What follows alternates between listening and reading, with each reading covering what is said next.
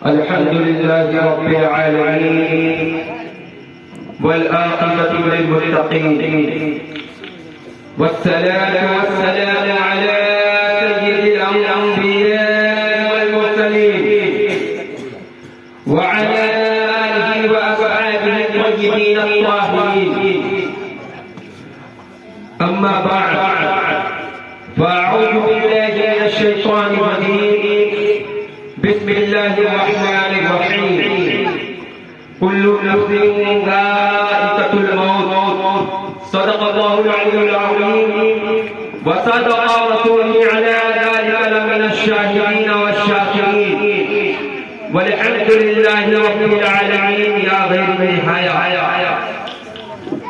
برادران ملت اسلامیہ، برادران ملت اسلامیہ، تمام افراد شام سے بعد آج عشاء سے بیٹھ کر نعت مصطفیٰ صلی اللہ علیہ وسلم سماعت کر رہے ہیں. اس کے بعد آپ نے خطاب کی عمل سماعت کر لیا. میں 10 منٹ کے لیے حاضر آیا کہ نعتیہ دور بہت لمبا چل چکا ہے. کچھ بنیادی تمہیدی بات، کچھ پیغام اور ساتھ ہی ساتھ آپ تمام کے لیے اظہار تشکر پیش کری آپ کے سامنے تشریف لایا. برادر ملت اسلامیہ، ممبر نور پہ دیکھ رہے ہیں میرے بائیں سائڈ میں ہمارے کچھ احباب آج کے پاس بیٹھے ہوئے ہیں. اگر میں کہوں کہ ممبر نور پہ جتنے حضرات بیٹھے اگر وہاں چلے جائیں تو پھر یہاں کون ہوگا؟ اس کے نبی کی آگ یہاں جلی ہوئی ہے. اس کے نبی کی آگ ہم تمام اس کے نبی کی آگ میں بیٹھ کے اپنے آپ میں الگ گرمی محسوس کر رہے ہیں. اگر اس جگہ پہ کوئی بوڑھا بیٹھا ہو تو سمجھ میں آئے گا. آپ دیکھتے ہیں نوجوان اگر وہاں بیٹھتے ہیں تو زیبا نہیں دیکھتا. لہٰذا میں گزارش کروں گا کہ جتنے لوگ تقریباً 4-5 تعداد میں وہاں بیٹھے ہیں وہ آ کے یہاں بیٹھ جائیں تو بہتر ہوگا. خالی ہے بیٹھ جائے. اگر آپ کے اندر تھوڑا سا شوق باقی ہے، آپ تھوڑی تھوڑی بات آپ جانتے ہیں، پہچانتے ہیں، سمجھتے ہیں تو اس کرسی کی جگہ کو برائے مہربانی 5 لوگ اگر آ کر سامنے بیٹھ جائیں گے تو یہ پروگرام کامیاب ہو جائے. یقیناً ایک بنیادی بات آپ کو معلوم ہوگی میرے نوجوانوں، یہ یقیناً یہ ٹھنڈی نوجوانوں کے لیے ٹھنڈی نہیں بلکہ گرمی کی بات کرتی ہے. میں گزارش کروں گا آپ لوگ بھی روٹی سمیٹ کر آگے بیٹھے. زیادہ نہیں 10 منٹ وہ بنیادی بات آپ کو جاننا بے حد ضروری ہے. ایک بار آقا کی بارگاہ میں جھوٹ کے درود پاک میں اللہم صلی علی سیدنا شفیعنا حبیبنا مولانا محمد بارک وسلم صلاۃ و سلام علیک سیدیا رسول اللہ سیدیا حبیب اللہ صلی اللہ علیہ وسلم. مبارکباد کے مستحق ہیں ہمارے عالی جناب ابو حضرت علی صاحب کے تمام شہزاد جان کہ انہوں نے اپنے والد محترم کے سارے ثواب کی اس فرم کا انعقاد عمل میں لایا گیا ہے. میری گفتگو کا 2 ٹاپک ہے. میں تقریر نہیں کرتا ہوں، وہ بنیادی بات بتانا چاہتا ہوں جس کا جاننا ہر مومن کے لیے ضروری ہے. برادر ملت اسلامیہ، آپ نے گزشتہ جمعہ میں میرے موقع بہت پورا ہوگا. میرے بزرگ کی ایک آیت کریمہ کی تلاوت کی تھی. وہ ایک بنیادی بات تھی. مجھے کچھ نوجوان مجھ سے کہنے لگے کہ آپ نے بہت بیسک بات بتائی اور ہم چاہتے ہیں کہ کچھ اور بھی کپڑے ایسے ہوتے اس کو ہم کیسے دھلیں. تو میں نے یہی کہا کہ کبھی اور موقع آیا میں یہی تیاری کروں گا کہ آپ کو بنیادی بات بتا کے جاؤں گا. ایسا تو کہ جلسہ ابھی شروع ہوا ہے. میرے بات آدھے گھنٹے کی تقریر آپ مولانا حمداللہ صاحب اللہ کی سماعت کریں گے. میں نے قرآن پاک سورہ آل عمران کی آیت نمبر 150 کی اول کی تلاوت کرنے کا شرف حاصل کیا. یعنی اول وقت میں مطلق میں نے تلاوت کیا. اللہ سبحانہ و تعالیٰ قرآن کریم میں ارشاد فرماتا ہے کلو نفس ذائقۃ الموت، ہر جاندار کو موت کا مزہ چکھنا ہے. اگر میں اس کا ٹرانسلیشن انگلش میں کروں every soul will be taste, یعنی ہر جاندار کو موت کا مزہ چکھنا ہے. اب میرے کچھ نوجوان بیٹھے ہوئے ہیں، کچھ بزرگ بیٹھے ہوئے ہیں. میں ان سے سوال کروں اگر یہ قرآن نے کہا ہے ہر جاندار کو موت کا مزہ چکھنا ہے تو مزہ کہتے کس کو؟ موت کی حقیقت کیا ہے؟ اگر ایک بندہ مومن موت کا مطلب سمجھ جائے دنیا میں کبھی محبت نہیں کرے گا. اور موت کا مطلب مرنا نہیں ہوتا ہے بلکہ اصل زندگی کو گزارنا ہوتا ہے. ہم کبھی مرنے نہیں بلکہ اس موت کے مزے کو چکھتے ہیں ایک ٹائم کے لیے، پھر ہم دوسری دنیا میں چلے جاتے ہیں جو ہماری دنیا حقیقی ہے، جو ہماری دنیا اصلی ہے. میں چاہتا ہوں کہ ہمارے شہزادہ عالی جناب حضرت علی صاحب کے وہ آ کر کے بیٹھ جائیں. یقیناً ایک پوائنٹ بات میں آپ عامی حضرات کو بتا کرتا ہوں، ایک تمہیدی بات بتا کر کے اپنی گفتگو کو ختم کرنے کی کوشش کروں گا. میں چاہتا ہوں دو شعر دو آئیہ طور پہ عالی جناب مینیجر شریف صاحب کے والد محترم اور اپنے بھی والد محترم ان تمام کے لیے جن کے والد محترم اس دنیا سے پوچھ کر گئے ہیں، ان کے لیے میں پڑھنے پر جسارت کرتا ہوں. آپ تمام حضرات آمین کی صدائیں بلند کریں گے. بڑے تیزی کے ساتھ میں اپنے گفتگو کی طرف رواں دوا ہوں گا.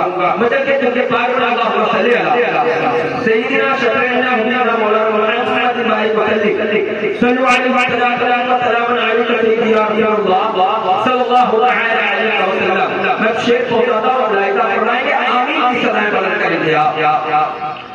الہی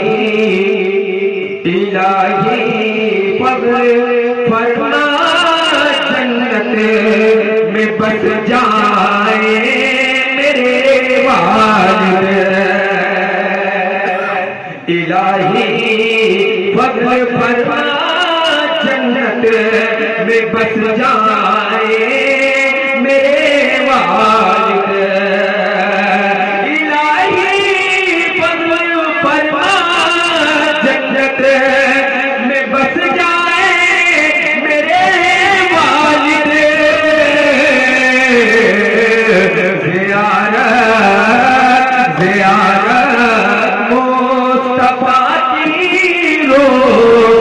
شب پائے میرے والد زیارت مصطفیٰ کی رو جو شب پائے میرے والد. الہی فضل فرما جنت میں بس جائے میرے والد. اور منور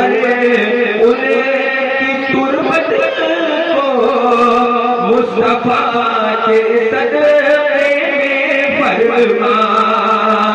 منور ان کی تربت کو مصطفیٰ کے صدقے میں فرما. منور ان کی تربت کو مصطفیٰ کے صدقے میں فرما.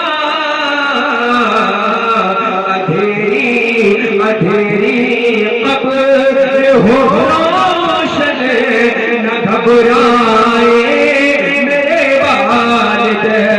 اندھیری قبر ہو روشن نہ گھبرائے میرے والد. زیارت مصطفیٰ کی رو جو شب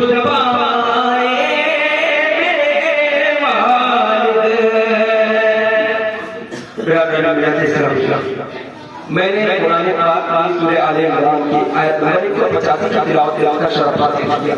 یقیناً قرآن پاک میں اللہ سبحانہ و تعالی نے آیت کریمہ کا ذکر ایک دوسرے آیت کریمہ میں بھی کیا ہے، جسے پارہ 21 میں بھی آیت کریمہ کا ذکر آیت نمبر 57 سورہ عنکبوت میں کل نفس ذائقۃ الموت. برادر اسلامیہ، موت کا مطلب کیا ہوتا ہے، موت کا فلسفہ کیا ہے، اسے سمجھنے کی ضرورت ہے.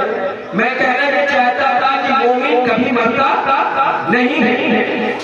اللہ کے پیارے حبیب جناب مصطفیٰ صلی اللہ علیہ وسلم نے ارشاد فرمایا کہ دنیا مومن کے لیے قید خانہ ہے اور غیروں کے لیے رہائش گاہ ہے، ان کے لیے آرام گاہ ہے، ان کے لیے مزے کی جگہ ہے. مومن ہم اپنے آپ کو کہتے ہیں، لیکن میں اونچی آواز میں بولنے کی کوشش کروں گا، جلدی بول کے اپنی گفتگو کو ختم کرنے کی جسارت کروں گا، کیونکہ ان آقاؤں کے سامنے گفتگو کرنا وہ ایک سورج کو آنکھ دکھانا ہے. میں اپنی گفتگو کو جلد سے جلد ختم کرنے کی کوشش کروں گا. اللہ کے رسول نے ارشاد فرمایا یہ دنیا مومنوں کے لیے قید خانہ ہے اور غیروں کے لیے ایک ایک آرام گاہ ہے، ایک عیش کی جگہ ہے۔ اسی لیے کسی شاعر نے کہا ہے کون کہتا ہے مومن مر گیا، قید سے چھوٹا وہ اپنے گھر گیا۔ موت کی حقیقت جس وقت انسان جان لے گا، موت کی حقیقت جب مسلمان جان جائے گا، جب موت کی حقیقت ایک مرد مومن جان جائے گا، وہ کبھی زندگی سے محبت نہیں کرے گا، وہ کبھی دنیا سے لو نہیں لگائے گا۔ یہی وجہ ہے کہ اللہ کے جتنے بھی پیارے نیک بندے دنیا سے گزرے ہیں، وہ شہیدوں کی خصوص جماعت ہو، انہوں نے کبھی موت زندگی سے محبت نہیں کی۔ جب بات یہ مدین پہ قربانی دینے کی آئی تو انہوں نے موت کو گلے لگانا قبول کیا، اور وہ جانتے تھے کہ یہ دنیا حقیقی نہیں ہے، یہ دنیا عارضی طور پہ ہے۔ ہماری اصل زندگی جو شروع ہوتی ہے وہ موت کے بعد شروع ہوتی ہے، کیونکہ موت وہ نعمت ہے جو جس نعمت کو میں گمراہ کرتا ہوں۔ آپ مجھ سے پوچھیں گے کہ موت نعمت کیسے ہے؟ اللہ سبحانہ و تعالیٰ نے ہمیں پیدا کیا، زندگی ایک نعمت ہے۔ اللہ سبحانہ و تعالیٰ نے ایک اچھا جسم دیا، یہ جسم ایک نعمت ہے۔ اللہ نے ہمیں ایک آنکھ دیا، اللہ نے ہمیں دو آنکھ دیا، یہ دونوں آنکھ نعمت ہے۔ اللہ نے ایک بہترین سانچہ بٹھایا ہمارے لیے، ایسے اس طرح کی وہ چیزیں فراہم کی جو ہمارے لیے آرام کی چیزیں بنتی ہیں، وہ ہمارے لیے اللہ نے نعمت کے طور پہ عطا فرمایا ہے۔ اور یہ موت ایک نعمت ہے، ویسے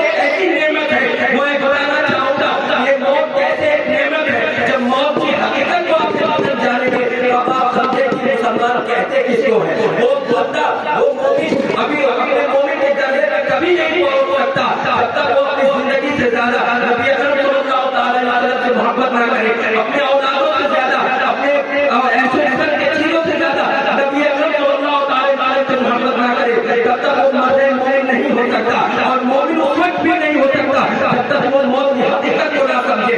یقیناً جتنے بھی شہداء، جتنے بھی اللہ کے نیک بندے دنیا میں شہید ہو گئے، انہوں نے اپنی زندگی سے محبت نہیں کی، کیونکہ وہ جانتے تھے موت ہماری اصل زندگی ہے۔ ہر بندے مومن یہ چاہتا ہے کہ حضور کے روضے کی زیارت کر لے، ہر بندے مومن یہ سوچتا ہے کہ ہم کی سعادت آ جائے، سرکار کے روضے کو دیکھ لیں گے، کیونکہ نبی اکرم صلی اللہ تعالیٰ علیہ وسلم نے فرمایا ہے جس نے میرے روضے کی زیارت کی، جس نے میرے قبر کی زیارت کی، اس پہ میری شفاعت لازم ہے۔ اب میں پوچھنا چاہتا ہوں، ہر بندے کوشش کرتا ہے میں مدینہ دیکھاؤں، سرکار کے روضے کو دیکھاؤں، مجھے ایک نعمت حاصل ہو جائے گی، میں سرکار کے بارگاہ کو دیکھ کر کے اپنے آپ کو شفاعت کا ذریعہ بنا سکتا ہوں۔ لیکن میں آپ کو بتانا چاہتا ہوں موت اس سے بھی بڑی نعمت ہے، کیونکہ ہم ایک خواب رکھتے ہیں کہ ہم سرکار کے روضے کو دیکھیں گے، سرکار ہمارے خوابوں میں آئے، لیکن جب موت آتی ہے، موت سرکار کا گرانے والی ہے، سرکار سے ملاقات کرواتی ہے۔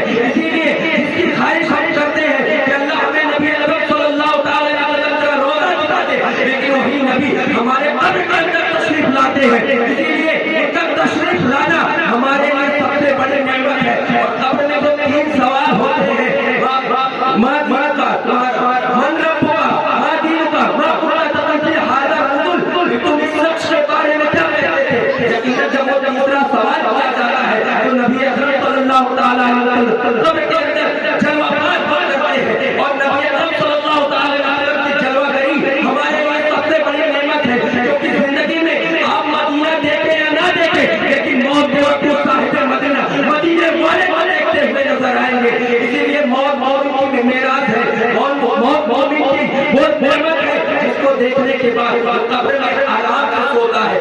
آج آپ سے میں پوچھنا چاہتا ہوں اس میں آپ جاتے ہیں، اس کا مطلب کیا ہوتا ہے؟ اس کسے کہتے ہیں؟ اس بنا ہے عروس سے، عروس ایک عربی لغت میں اس کا ترجمہ آتا ہے ملن نکاح، سہاگ رات۔ اسی لیے جب نبی اکرم صلی اللہ علیہ وسلم ہمارے قبر میں تشریف لائیں گے اور ہم ان سے ملاقات کریں گے، ان کے جگہ کو دیکھیں گے، اور پھر فرشتے سوال کریں گے ماں قرآن تقدیر حاضر رسول، تم اس شخص کے بارے میں کیا کہتے تھے؟ تو جب آپ نبی اکرم صلی اللہ علیہ وسلم سے سچی پکی محبت کرتے رہیں گے، ان کے بارے میں اپنا اچھا رکھتے رہیں گے، تب اعلیٰ حضرت کے اس انداز میں یہی کہتے ہوئے نظر آئیں گے اللہ کی سرتاب عظم شان ہے یہ انسان نہیں، انسان وہ انسان ہے یہ قرآن کو سناتا ہے، ایمان ہے، ایمان یہ کہتا ہے میری جان ہے یہ۔ اب میں بتانا چاہتا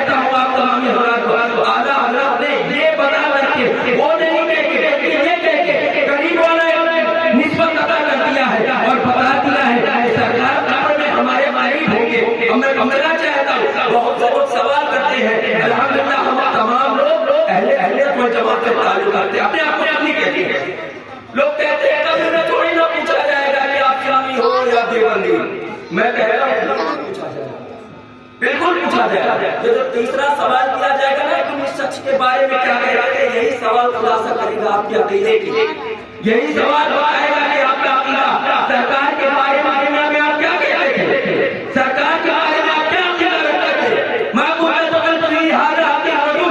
یعنی اس شخص کے بارے میں کیا کہتے تھے، سرکار کے بارے میں آپ کا عقیدہ کیا تھا، یہ سب پوچھا جائے گا۔ آج کہتا ہے کہ ہمارا رب اللہ ہے، پہلا سوال ہوگا من ربک، تمہارا رب کون ہے، تو غیر میں باقی بھی کہتا ہوا نظر آتا ہے، یہودی بھی کہتا ہے کہ ایک خدا ہے، عیسائی بھی کہتا ہے کہ ایک خدا ہے، دنیا کے کئی ایسے ماننے والے ہیں، ہندی میں کہوں تو ایک ایشورواد میں وشواس کرتے ہیں، یعنی جو ایک خدا کو ماننے والے ہیں، اللہ کو مانتے ہیں۔ کچھ اہل کتاب ہیں جو حضرت موسیٰ علیہ السلام کو مانتے ہیں، جن پہ توریت کو پڑھنے والے ہیں، انجیل کو پڑھنے والے ہیں، بات ہائی پوٹینشیل ہو جائے گی، میں چاہتا ہوں اوپر جانے کی کوشش وہی کروں گا۔ کچھ لوگ ہیں جو اللہ کو مانتے ہیں، مسلمان ہی اللہ کو نہیں مانتا، بلکہ اور بھی قومیں ہیں اور بھی مذاہب کو ماننے والے ہیں جو اللہ کو مانتے ہیں، ان میں بھی اگر پہلا سوال کر دیا گیا تمہارا رب کون، تو یہی کہ پہلے جب بتایا جائے گا تمہارا رب کون، ربی اللہ، پہلا جواب دے گا میرا ربی اللہ، میرا رب اللہ۔ اب یہ بھی ہو جائے گا کہ پہلے نام نکل جائے، بہت سے لوگ کہتے ہیں میرا رب اللہ ہے۔ دوسرا سوال پوچھا جائے گا، چونکہ اللہ کا ماننے والے کئی مذہب کے لوگ ہیں، عیسائی بھی جانتا ہے کہ ایک اللہ ہے، یہودی بھی جانتا ہے کہ ایک اللہ ہے، توریت، زبور، انجیل، ان کی جو کتابیں ہیں ان کتابوں میں اللہ کا ذکر ہے، اور ان کتابوں پہ ہمارا ایمان ہے، کیونکہ ہم جانتے ہیں کہ 4 آسمانی کتابیں ہیں، ان کتابوں کا ماننے والے وہ ہمارے کتابی بھائی ضرور ہے۔ اور ایک باریک بات بتا دوں، اگر آپ کسی مشرک کے ساتھ نکاح کرتے ہیں، نکاح بنا تب تک نہیں ہوگا جب تک وہ مسلمان نہ ہو، لیکن ایک اہل کتاب اگر وہ عیسائی ہے، اگر وہ یہودی ہے، تو اس سے آپ نکاح کی اجازت نکاح کر سکتے ہیں، کوئی اہل کتاب ہے تو اس سے آپ نکاح کر سکتے ہیں، لیکن آپ ایک مشرک سے نکاح نہیں کر سکتے، یعنی جو اہل کتاب والا نہیں، جو ہمارے اس کنٹریز میں ادر برادریاں ہیں، تب تک آپ اس سے نکاح نہیں کر سکتے جب تک کہ وہ مسلمان، لیکن اگر وہ اہل کتاب ہے، یعنی حضرت موسیٰ علیہ السلام کو ماننے والا ہے، انجیل کو ماننے والا ہے، توریت کو ماننے والا ہے، زبور کو ماننے والا ہے، اسے آپ نکاح کر سکتے ہیں۔ ہمارا مذہب مطلع نے کہا کہ آپ کا ایک لمبی تفصیل ہے، میں اگر اور بات کو کروں تو کافی اضافہ ہو جائے گا، کہ دنیا میں میں اپنی بات کو محدود کر رہا ہوں، دنیا میں اللہ کو ماننے والے بہت سے لوگ ہیں، سوال پہلا ہوگا من رب ہوگا، ربی اللہ کا جواب دے دیجیے، پھر دوسرا سوال ہوگا، وہ عقید کی کٹیگری چھاٹی جائے گی، عقید دین سے تعلق رکھتے ہیں، تو پھر دوسرا سوال ہوگا ہمارا دین کا، تمہارا دین کیا ہے، کیونکہ خدا کو ماننے والے کئی دین کے لوگ ہیں، کئی مذہب کے لوگ ہیں، پھر وہاں سے کٹیگری چھٹ جائے گی، دوسرے سوال پہ آگے بڑھ جائے گی، سوال ہوگا ہمارا دین کا، تمہارا دین کیا ہے، کیونکہ ہمیں نہیں قبر میں دفنایا جائے، کرسچن بھی قبر میں دفنایا جائے، یہودی بھی قبر میں دفنایا جائے۔ دوسرا سوال جب ہوگا تو اسے پوچھا جائے گا ماں دین کا، تمہارا دین کیا ہے، تو آپ کہتے ہیں جواب دے دیں گے مسلمان، اپنے آپ کو کہنے والا کہ ہم بھی مسلمان ہیں، میرا دین اسلام ہے، لیکن جب تیسرا سوال ہوگا تب یہ ہم سے گاڑی کاٹتی ہوئی نظر آئے گی، اور بہت سی حدیث کی کتابوں میں ہے کہ جو ہمارے ایمان کا جرم ہے، جو اصل سوال ہے وہ تیسرے ہی سوال ہے، سارا سوال ہوگا تو تیسرے پہ آ کے پھنسے گا۔ اب دوسرا سوال ہوگا تمہارا دین کیا ہے، سب جواب دیں گے میرا دین اسلام ہے، کیونکہ دیوبندی بھی کہتا ہے کہ ہم اسلام کو مانتے ہیں، ہمارے ہیں، رافضی بھی کہتا ہے کہ ہم اسلام کو ماننے والے ہیں، اپنے آپ کو شیعہ کہتا ہے، وہ بھی اسلام کو ماننے والا اپنے آپ کو کہتا ہے، لیکن جب تیسرا سوال ہوگا تم اس شخص کے بارے میں کیا کہتے تھے، یعنی نبی اکرم صلی اللہ علیہ وسلم کے بارے میں کیا عقیدہ رکھتے تھے، اس تیسرے سوال میں آپ کا مسلک، آپ کا عقیدہ سب کچھ ظاہر ہو جائے گا۔ جب تیسرا سوال ہم جیسے دیوبندیوں سے پوچھا جائے گا، ہم مسئلے پوچھا جائے گا، ہم کہتے ہیں کہ یہ ہمارے سرکار ہے، یہ ہمارے بندہ نبی ہے، ابھی میں نے اعلیٰ حضرت کا وہ شعر پڑھا، اللہ کی سرداب ادب شان ہے یہ، انسان نہیں انسان وہ انسان ہے یہ، قرآن کو بتاتا ہے ایمان ہمیں، ایمان یہ کہتا ہے میری جان ہے یہ، لیکن جب وہی پوچھا جائے گا دیوبندی سے، کسی وہابی سے، کسی بدعقیدے سے، ان کے عقیدے کے بارے میں آج جان لیجیے آپ، عقیدے کی حفاظت بہت ضروری ہے۔ میں اپنے نوجوانوں کو کہتا ہوں، آج میرے نوجوانوں کو فیصل بن چکا ہے، کہتا ہے ہم نہیں جانتے سنی دیوبندی کیا ہوتا ہے، ہم مسلمان ہیں، کسی کے پیچھے نماز نہیں پڑھتے۔ یہ ایک ایسا ٹاپک ہے 1 گھنٹہ میں بول سکتا ہوں الحمدللہ 1 گھنٹہ، کیونکہ اس وقت عقیدے کی حفاظت بہت ضروری ہے. ہمارے ایمان اور عقیدے کی حفاظت، عقیدے کے چور آج اس وقت بہت زیادہ ہے. کسی کے پیچھے نماز پڑھ لینے سے آپ کی نماز نہیں ہو سکتی. آپ کو میں یہ بھی ایکسپلین کر کے بتا سکتا ہوں کہ کیسے نہیں ہو. بہت وقت گزر جائے گا لیکن مجھے کچھ خوشخبری آپ لوگوں کو سنانی ہے، اس لیے میں آپ کی بات کو کنکلوڈ کرتا ہوں، پوری کرتا ہوں. تیسرا سوال ہوگا تم اس شخص کے بارے میں کیا کہہ رہے تھے؟ ہم سنی مچل جائیں گے اور اعلیٰ حضرت اس کو محبت میں کہہ دیں گے سب سے اولا وہ اعلیٰ ہمارا نبی، سب سے بالا والا ہمارا نبی، سب چمک والے عمروں میں چمکا کیے، اندھے شیشوں میں چمکا ہمارا نبی. کون دیتا ہے دینے کو منہ چاہیے، دینے والا ہے ہمارا نبی. اور کیا شہزاد کو کہہ دیں گے، یہ بھی کہہ دیں گے اور کوئی غیب کیا ہم سے دیکھا ہو بلا جب نہ کھولا ہی چکا تم پہ کروڑوں روڈو. ہمارا عقیدہ یہ ہے کہ ہمارے نبی غیب دار نبی ہے، ہمارے نبی وہ نبی ہے جو تمام انبیاء کا سردار ہے، جو علم کی سب سے آگے ہے. لیکن جب اس وہی سوال پردے سے کیا جائے گا، کسی ایسے کیا جائے گا، کسی دو بندوں میں کیا جائے گا، ان کے عقیدے کو آپ جان لیجیے. ان کے جو کتاب تھے اشرف علی تھانوی، ان کی کتاب دعوت الایمان میرے پاس بھی کتابوں کا مطالعہ کرتا ہوں تب میں گفتگو کرتا ہوں. اور ایک بڑی سوال کیسا پوچھتے ہو میرے اوپر سوال کر سکتے ہیں آپ یہ کس جگہ سے بولے ہو، کس کتاب سے بولے ہو، میں فوراً پروگرام کے بعد بتا سکتا ہوں میں کہاں سے بول رہا ہوں. میرے گھر کتاب بھی رکھی ہوئی ہے کیونکہ یہ دور ایسا دور ہے کہ ہر سوال کر سکتا ہے کہ آپ یہ کہاں سے بولے. تو میں بالکل ثبوت کے ساتھ دلیل کے ساتھ بتا سکتا ہوں میں کس کتاب سے بولوں. ان کے عقیدے کیا ہے آپ جان لیجیے. باقیوں کے عقیدے، ان کے عقیدے معاذ اللہ یہ ہے کہ ابھی کچھ دن پہلے آپ نے طارق مسعود کا بیان سنا ہو. اس نے کہا معاذ اللہ نبی اکرم صلی اللہ علیہ وسلم جاہل تھے. اللہ ان کو پڑھنے لکھنے نہیں آتا معاذ اللہ. ان کا عقیدہ یہ ہے کہ سرکار پر مٹی میں نہیں گئی معاذ اللہ. ان کی کتابوں میں جب بیت الایمان میرے پاس موجود ہے اس نے دکھائی کہ وہ نہیں کیا ہے. وہ سرکار کو ایک عام انسان کی طرح مانتے ہمارے بڑے بھائی. تو جب یہ تیسرا سوال قبر کے اندر ہوگا تو ہم تو سننی ہے تو اچھا خاصا جواب دے دیں گے. نبی اکرم صلی اللہ تعالیٰ علیہ کی بتائے ہوئے راستے پر زندگی بتاتے آپ کو بتا دیں گے. لیکن وہ جو بات آنے والے ہیں وہ فرق پیدا ہو گیا نا. سوال تیسرے سوال میں یہ امتیاز ہو جائے گا کہ آپ سنی ہیں کہ دیوبندی ہیں کہ اہل حدیث ہیں. اسی لیے قبر میں بھی مسئلہ پوچھا جائے گا. مسئلہ کوئی تیسرے سوال میں ہے اور میں کیسے کہہ دوں کہ کسی غیر مسلک کے پیچھے آپ کی نماز نہیں. مثال کے طور پر امام صاحب آپ کے حق امام صاحب اللہ تشریف رکھتے ہیں میرے مشفق طرف فرمائے. اتفاق ایک کی مسجد میں آئے مصلی پہ کھڑا ہو کر نماز پڑھا. اس کے بعد پادریوں سے انہوں نے کہہ دیا آپ تمامی حضرات ایک بات سماعت فرمائے کہ نماز دہرائی جائے گی. میرا وضو چھوٹ چکا ہے اور میں وضو سے نہیں. اب بتائیے اگر امام بنا وضو کی نماز پڑھا تو نماز ہوگی؟ نماز ہوگی جب امام کا وضو صحیح نہیں ہوگا، وضو نہیں ہوگا، اس کے پیچھے نماز نہیں ہو سکتی.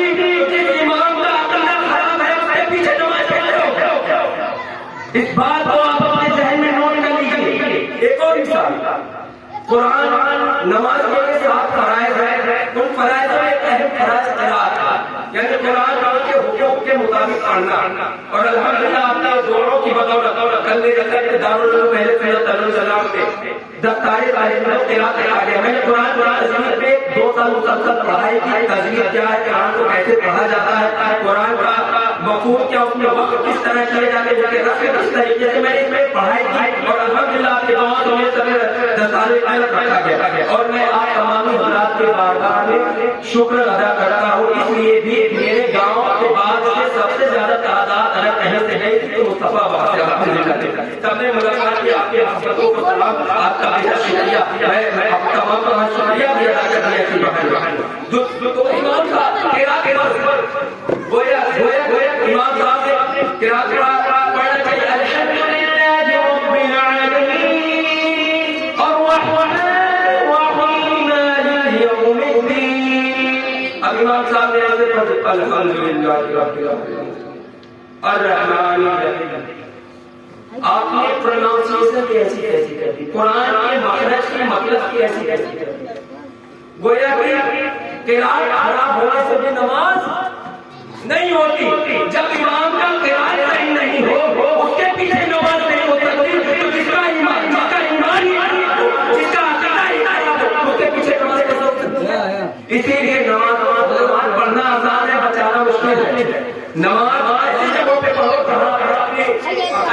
والے لوگ ہیں، اہل بیت کے پیچھے نماز نہ پڑھیے، ورنہ میدان محشر میں اس کا جواب دینا پڑے گا۔ اور اپنی نماز کو سیکھنے کی کوشش کریے۔ آپ کے امام ہیں، ہم نے نماز کو اکثر کیا کیا ہے، ہم نے نماز کو دیکھ کے پڑھا ہے، ایسے رکوع کیا جاتا ہے، سجدہ کیا جاتا ہے، بس اسی کو نماز کو پڑھنا نہیں۔ نماز ایک طریقہ ہے، اس طریقے ہم نے کبھی علماء کرام کی خدمت حاصل نہیں کی کہ علماء کرام کے پاس بیٹھ کر پوچھے حضرت نماز میں کس طریقے سے کیا پڑھا جاتا ہے، کس طریقے سے کیا پڑھا جاتا ہے، ہم نے امام سے کبھی نہیں پوچھے۔ اور آج کی وجہ ہے کہ جہاں کہنا چاہتے ہیں سبحان اللہ، ہمارا قوم کا نوجوان سبحان ربی الاعلی، جہاں کہنا چاہیے سبحان اللہ وہاں ہمارا اور جو پڑھنا چاہیے وہ آپ نہیں پڑھتے، اور آپ نماز کو بھی خارج کرتے رہتے ہیں۔ اور اللہ قبول کرنے والا ہے، اللہ معاف فرمائے گا، پڑھنے والے گا۔ اللہ کے رسول کی حدیث ہے طالب العلم فریضۃ کل مسلم و مسلمہ، علم دین کا سیکھنا فرض قرار دیا گیا ہے۔ اتنا علم سیکھیے کہ اپنے باپ کا جنازہ خود پڑھا ہے، اتنا علم نہیں سیکھیے۔ یہی وجہ ہے کہ میں بنیادی باتیں کرتا ہوں جو آپ کے لیے ضروری ہو، جو آپ جاننا چاہیے۔ میں اس دن جمعہ میں جو بولا لمبی ڈبیٹ ہوگی تو کافی اشارے کر سکتا ہوں، تو پتا چلا دور میں ایمان کی حفاظت عقیدے کی حفاظت کرنا ضروری ہے۔ آپ نے سمجھا ہوگا پتا کیا ہے، اس کے بعد ہمیں جانا ہے، قبر میں ایک لمبی رات کو گزارنی ہے، ہماری زندگی عطا کر دی جاتی ہے، پھر میدان محشر قائم ہوگا، ہمارا حساب و کتاب ہوگا، پھر ہمارے دوزخ و جہنم کا فیصلہ ہوگا، اللہ ہمیں اپنا دیدار دلائے گا۔ یہ ہمارے ایمان کا حصہ ہے، اس کو اگر آپ اس پہ آپ اعتبار نہیں کرتے ہیں اور اس کو آپ ہلکے میں لے جاتے ہیں کہ یہ کہیں پڑھی باتیں ہیں، تو آپ کا ایمان مکمل نہیں ہے اور آپ اپنے آپ کو نام نکال ایمان کی شوق۔ پتا چلا ایمان کی حقیقت کیا ہے، موت کی حقیقت کیا ہے۔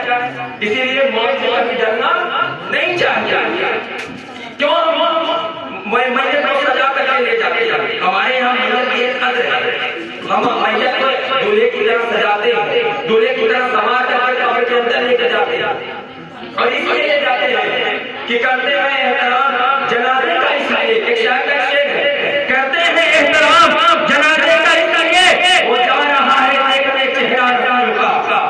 نبی اکرم صلی اللہ علیہ وسلم کا زیارت نصیب ہوتا ہے اس موت کے وقت، اور اس کے بعد اصل زندگی ہماری شروع ہوتی ہے۔ آج اولیاء اللہ بزرگان دین نبی دین اپنے قبروں میں زندہ ہے، ہم اسے فیض لینے کے لیے ہم جایا کرتے ہیں، اور ایک اولاد کا ایک کام یہ بھی ہونا چاہیے۔ میں مبارکباد دیتا ہوں اپنے عالی جناب مرحوم حسن علی صاحب کے کو کہ انہوں نے اپنے والدین سے ساری سوال کی محفل سے چلائی۔ آج ہمارے قاری کرام صاحب اللہ جو تشریف انہوں نے کہا کہ آپ جہاں میں نے قرآن خوانی کروائی پریشان ہو گئے قرآن خوانی کے وقت، اب میں شعبان چل رہا ہے، جیسے قرآن خوانی پیٹ پہ رہتا ہے، ایک دن چار فون آتے ہیں، میرے پاس فون آیا حاضر قرآن خوانی کا ایسا ہے، لڑکے لڑکے آ رہے ہیں قرآن خوانی نہیں ہو پائے۔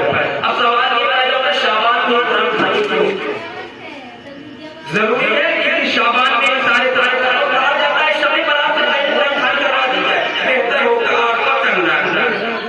وجہ یہ ہے کہ ہم نے دین کو سمجھا نہیں، جس پروفیسر پہ ہم چلتے چلے آئے، ہم نے کرتے چلے آئے، اس کو ہم استعمال کرتے چلے آئے، اسی پہ ہم اپنی آپ کی زندگی کو بسر کر رہے ہیں۔ آپ حقیقی دین پڑھیے، دین کا مطلب سمجھیے، قرآن خوانی کا کوئی ضروری نہیں کہ شعبان کے چاند میں نہیں کیا جائے۔ ایک تو پریشر علماء کا بھی ہوتا ہے، ائمہ نہ جائے بچوں کو لے کر کے صاحب خانہ ناراض ہو جاتا ہے، مگر میرے قرآن خوانی کے لیے آپ نہیں، کوئی ضروری نہیں ہے کہ آپ شعبان کی قرآن خوانی کریں شب برات کے پہلے ہی، نہیں، آپ اطمینان و سکون کے ساتھ آپ بتائیے ایک دن میں 7 قرآن خوانی کروا پانا ایک امام کی مشکل کام ہے کہ نہیں؟ آپ کو میں بول ایک دن میں 7 جنا ولیمہ کھانے جانا ہے، آپ کو ایک دن میں 7 کام کرنا ہے، کر پائیں گے نہیں کر پائیں گے؟ تو میں یہ چاہتا ہوں کہ دیکھیں اشارہ میرے مطالب عالم کر رہے ہیں کہ کنکلوڈ کروں گا، تو اسی لیے چاہیے کہ آپ شب برات قرآن خوانی کا اہتمام رکھیں، اور بہتر طریقہ یہ ہے کہ اپنے والدین کے ڈیٹ آف ڈیتھ یعنی یوم وصال کے دن قرآن خوانی کا اہتمام رکھیں، یہ ہمارے لیے بہتر اور ضروری ہوگا۔ اور آخری بات میں آپ کو بتا دوں، آپ کا بخوبی معلوم ہے کہ پرسوں یعنی 12 فروری کو سرزمین بڑے بڑے آکار میں اشتہار نکلا ہے، آپ تمامی حضرات پڑھ چکے ہوں گے کیا ہے اللہ سبحانہ و تعالیٰ کے کرم سے مجھے دستارے عزیزوں کے ہاتھ سے نوازا گیا جس کی رسم دستارداری کا اہتمام کل میرے غریب کھانے پر ہے، پرسوں میرے غریب کھانے پر ہے 12 فروری کو آپ تمامی حضرات جاری کے ساتھ بعد نماز عشاء تشریف لائیں جس میں خطاب فرمانے کے لیے فاتح کرناٹک حضرت علامہ مولانا مفتی علامہ صاحب قبلہ مصباحی کی آمد ہو رہی ہے اور نعت مصطفیٰ صلی اللہ تعالیٰ علیہ وسلم گنگنانے کے لیے آپ کے فیوریٹ شاعر جنہیں آپ بڑا پسند کیے ربیع الاول شریف کے موقع پر جن سے میری مراد فیصل ربانی بہرائچ وہ بہرائچ شریف سے تشریف لا رہے ہیں بہترین پروگرام جلسے کی ایک پوری رنگت انشاءاللہ رحمت نظر آئے گا اور الحمدللہ جس فن پہ میں نے پڑھائی اس فن کا مظاہرہ انشاءاللہ رحمت آپ تمام کے سامنے میں کروں گا تو آپ تمام حضرات سے گزارش ہے کہ بعد نماز عشاء پوری تیاری کے ساتھ میرے غریب کھانے پہ تشریف لائیں اس پروگرام کا نام عظمت قرآن اور اصلاح معاشرہ کانفرنس ہے آپ تمام حضرات سے خصوصاً گزارش ہے تشریف لائیں میں انہیں چند جملوں کے ساتھ آپ کے سامنے سے ودا ہوتا ہوں اور حضرت تشریف لانے والے ہیں پنڈت استغفر اللہ استغفر اللہ ربی من کل ذنب واتوب الیہ لا الہ الا اللہ محمد رسول اللہ صلی اللہ تعالی علیہ وسلم وآخر دعوانا الحمدللہ رب العالمین. میں چاہتا ہوں کہ ہمارے اس ہدایات کرم فرما حضرت مولانا مقبول احمد صاحب کی بارگاہ میں حمدہ پیش کر رہا ہوں. حضرت تشریف لائیں اور اپنے مختصر سے بیانات سے ہم سامعین کے دلوں کو منور فرمائیں. مجھے استقبال کریں. حضرت نعرہ تکبیر، نعرہ